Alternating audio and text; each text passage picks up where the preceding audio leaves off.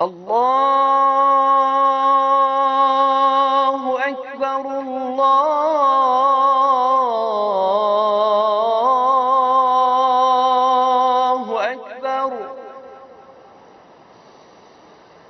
اللہ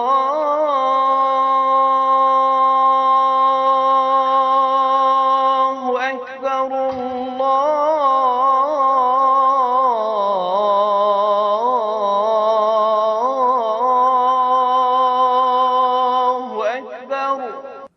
اعوذ باللہ من الشیطان الرجیم بسم اللہ الرحمن الرحیم الحمد للہ رب العالمین والصلاة والسلام علی العبد المؤید والرسول المسدد المصطفى الامجد المحمود الاحمد سیدنا و مولانا ابو القاسم محمد اللہم صلی علی محمد و آل محمد وآلہ الطیبین الطاہرین المعصومین المظلومین المنتجبین الاخیار ولعنۃ اللہ علی اعدائہم الاشرار اما بعد فقال اللہ تبارک و تعالی فی کتابہ المبین بسم اللہ الرحمن الرحیم وما ارسلناک الا رحمۃ للعالمین۔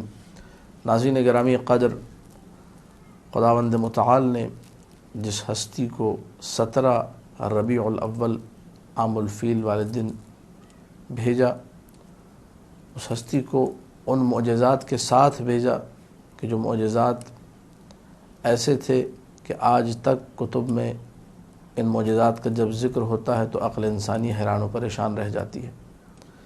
معجزات نبی، جہاں قرآن معجزہ ہے، ساری کائنات اگر مل جائے تو اس قرآن کا جواب نہیں لا سکتی۔ نبی کی پیدائش کے جو معجزے ہیں آج تک اس کے آثار موجود ہے، طاق کسرا پر آج تک وہ آثار پائے جاتے ہیں۔ اس کے بارے میں یہ کہا جاتا ہے کہ نبی کے اس دنیا میں آنے پر اس کی یہ حالت ہوئی تھی۔ دنیا بھر میں ہزاروں سال سے جو آتش قدِ روشن تھے وہ خاموش ہو گئے، بڑے بڑے بادشاہوں کی زبانوں کو تالے لگ گئے، وہ گونگ رہے، وقت ولادت کچھ بول نہیں سکے، اور دیگر وہ عجیب و غریب آثار جو اللہ کے رسول سے نمودار ہوئے اور نمایاں ہوئے۔ میں آج کے اس مختصر سے کلپ میں فقط وہ معجزات ذکر کروں گا کہ جن کا تعلق میرے نبی کے بدن اطہر سے ہے۔ توجہ فرمائیے گا کہ اگر یہ جملہ کہا جائے کہ نبی کے جسم کا ہر حصہ معجز نما ہے تو غلط نہیں ہے۔ ہر حصہ، بال ہو یا کھال ہو، سر ہو یا دھڑ ہو، ہاتھ ہو یا پیر ہو، ہر حصہ جو ہے معجز نما ہے۔ سر کو اگر ہم لوگ دیکھیں، سر سے بات کو شروع کرتے ہیں، تو نبی کے سروں پر جو بال ہیں ان کا معجزہ یہ ہے کہ وہ کبھی آگ میں جل نہیں سکتے۔ معصومین کے پاس جب یہ دعویٰ لایا گیا کہ کوئی شخص یہ کہہ رہا ہے کہ ہمارے پاس اللہ کے رسول کے بال ہیں، تو فوراً آگ منگوائی گئی اور آگ میں ڈال کر چیک کیا گیا۔ اس میں سے کچھ بال جل گئے، کہا یہ نبی کے نہیں ہیں، اور جو نہیں جلے کہا ہاں یہ بال نبی کے ہیں۔ یہ نبی کے بالوں کا معجزہ ہے۔ نبی کی پیشانی کا معجزہ یہ ہے کہ رات کی تاریکی میں جب گھٹا ٹوپ اندھیرا ہوتا تھا، جب ہاتھ سجھائی نہ دے، ایسے میں نبی کی پیشانی سے وہ نور ساطع ہوتا تھا کہ جو اس تاریک رات میں ایک چراغ کا کام کرتا تھا۔ نبی کی آنکھوں کا معجزہ یہ تھا کہ جس طریقے سے یہ آنکھیں آگے دیکھتی تھی بالکل ویسے ہی پیچھے بھی دیکھتی تھی۔ نبی کے کانوں کا معجزہ یہ تھا کہ جس طریقے سے حالت بیداری میں یہ کان سنتے تھے بالکل ویسے ہی حالت خواب میں، نیند کے وقت، سوتے وقت بھی کان ویسے ہی سنا کرتے تھے۔ نبی کی زبان کا معجزہ یہ تھا کہ اس زبان سے اگر کسی کو کہہ دیا من انا، اب چاہے وہ جانور ہو، چاہے وہ چرند ہو، چاہے وہ پرند ہو، چاہے وہ جمادات میں سے کیوں نہ ہو، پتھر ہی کیوں نہ ہو، کائنات کے ذرے ذرے سے آواز آتی تھی انت رسول اللہ، آپ اللہ کے رسول ہیں۔ یہ اثر تکوینی اس زبان کا، یہ طاقت اس زبان کی، یہاں تک کہ بعض معجزات کی کتب میں یہ معجزہ بھی ذکر ہے۔ الثاقب فی المناقب، جس کا نام ہے ابن حمزہ طوسی نے اس کتاب کو لکھا، کہ ایک دن اللہ کے رسول سے آ کر امیر المومنین نے یہ شکایت کی کہ ہم لوگ جو ہے اس غزوے میں ہیں اور پانی ہمارے پاس ختم ہو چکا ہے۔ تو اللہ کے رسول نے ایک صخرے، ایک بڑے پتھر کی طرف اشارہ کر کے کہا کہ یا علی اس پتھر سے جا کے صرف اتنا کہو کہ انا رسول و رسول اللہ الیک، میں اللہ کے رسول کا قاصد ہوں تمہاری طرف، اور ہمیں اس وقت پانی کی ضرورت ہے۔ مولا علی نے جیسے ہی اللہ کے رسول کا یہ پیغام پہنچایا، فوراً اس پتھر سے مولا علی کی تعبیر کے مطابق جس طرح اونٹنی کے تھن ہوتے ہیں ویسے تھن نمودار ہوئے، اور اتنا میٹھا پانی لوگوں کے لیے جاری ہوا کہ سب کے سب سیراب ہو گئے۔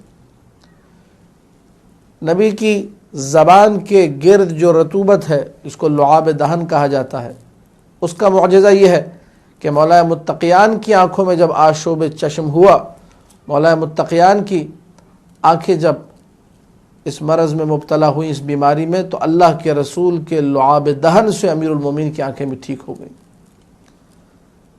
ہاتھوں کا معجزہ اگر دیکھنا ہے تو جس مرض پر یہ ہاتھ پڑ جائے اس کو ہمیشہ کے لیے شفا مل جاتی ہے۔ جنگ احد کا واقعہ ہے کہ ایک صحابی کی جو ہے آنکھ زخمی ہو گئی، اور زخمی اس طریقے سے ہوئی کہ آنکھ اندر سے باہر آ گئی، تو اپنی آنکھ کو ہاتھ میں لیے آیا، یا رسول اللہ میری زوجہ مجھ سے نفرت کرنے لگی ہے اور مجھے اس حالت میں قبول نہیں کرتی۔ تو اللہ کے رسول نے اپنے ہاتھ سے اس آنکھ کو لیا اور ویسے ہی واپس لگا دیا۔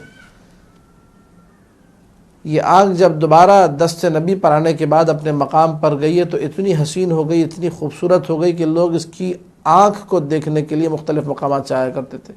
ایک آنکھ اس کی عادی تھی جیسے پہلے تھی، لیکن یہ آنکھ جس پر نبی کا ہاتھ پڑا تھا یہ اتنی حسین، اتنی خوبصورت، اتنی پیاری ہو چکی تھی کہ لوگ دیکھنے آیا کرتے تھے۔ اس کا حسن، اس کی ضیاء، اس کی چمک، اس کی دمک دیکھنے والی تھی۔ امیر المومنین کو جب 80 یا 81 کے قریب زخم آئے جنگ احد میں، اور ان زخموں کے بارے میں ارشاد میں شیخ مفید نے لکھا، علامہ مجلسی نے بہار میں لکھا کہ زخم ایسے تھے کہ ایک زخم کو بند کرنے لگو دوسرا زخم کھل جاتا تھا، دوسرے کو بند کرو پہلے والا کھلتا تھا، تیسرا والا کھل جاتا تھا۔ گہرے زخم اور بڑے زخم۔ تو اللہ کے رسول نے ان ڈھیر سارے زخموں پر فقط اپنا ہاتھ رکھا تھا، تو پھر ان زخموں کا عطا پتہ نہیں تھا کہ وہ زخم کہاں گئے۔ یہ نبی کے ہاتھ کے کمالات تھے۔ جابر ابن عبداللہ انصاری نے آ کر شکایت کی کہ یا رسول اللہ، ہمارے علاقے میں جو کنواں تھا پانی کا، جس سے پورا قبیلہ ہمارا پورا علاقہ پانی پیا کرتا تھا، میٹھا پانی خشک ہو چکا ہے، ہمارے پاس پینے کو پانی نہیں۔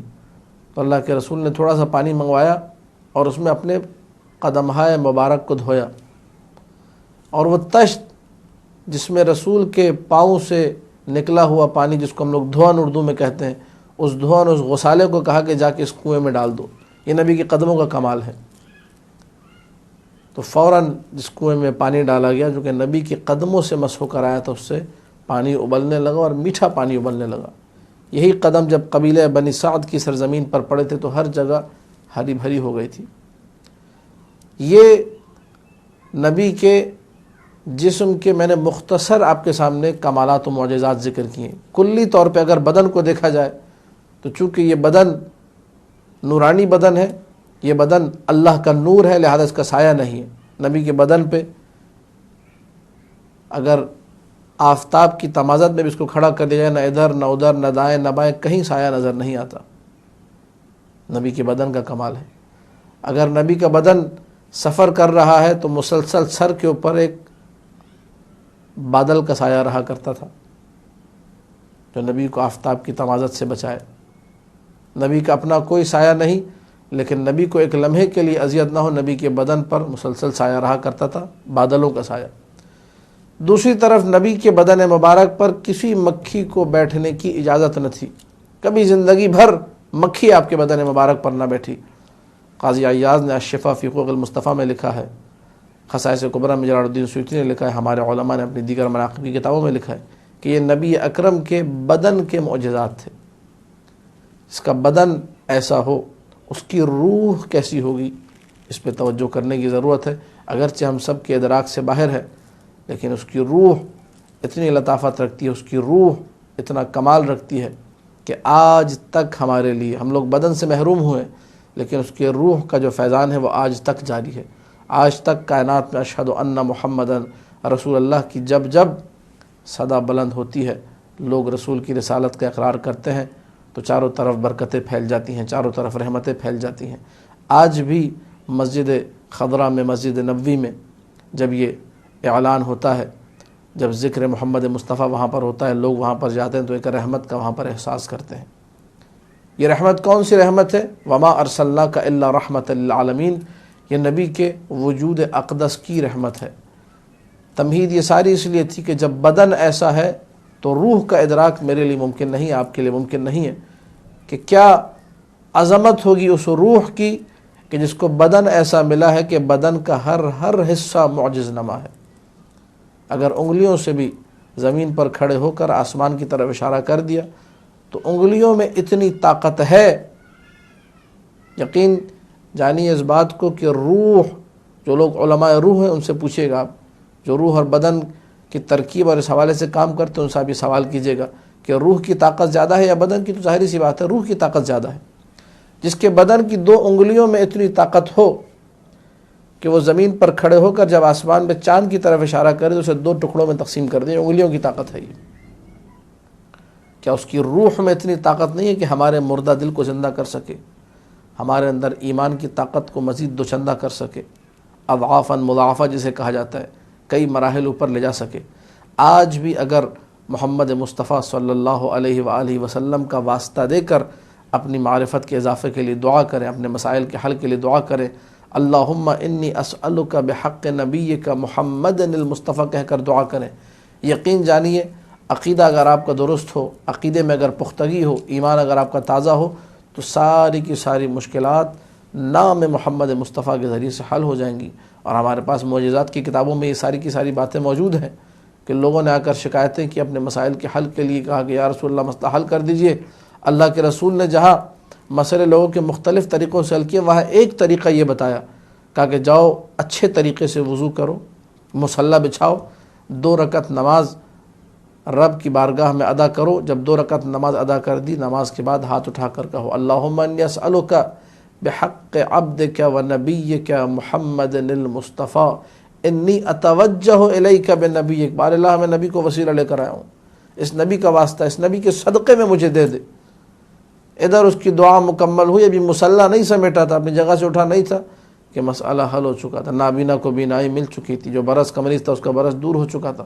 کتنے ایسے معجزات ہیں، لہذا ضرورت اس امر کی ہے کہ وہ لوگ جو مقام محمد مصطفیٰ سے دور ہیں انہیں مقام محمد مصطفیٰ سے آشنا کیا جائے، ان معجزات کو ذکر کیا جائے، ان فضائل کو پڑھا جائے، ان سے شک کرنے والوں کا شک بھی دور ہوگا اور ہمارا ایمان بھی تازہ ہوگا۔ دعا ہے خداوند متعال سے کہ ہم سب کے علم و عمل و تقوی میں اضافہ کرے۔ وآخر دعوانا ان الحمد للہ رب العالمین۔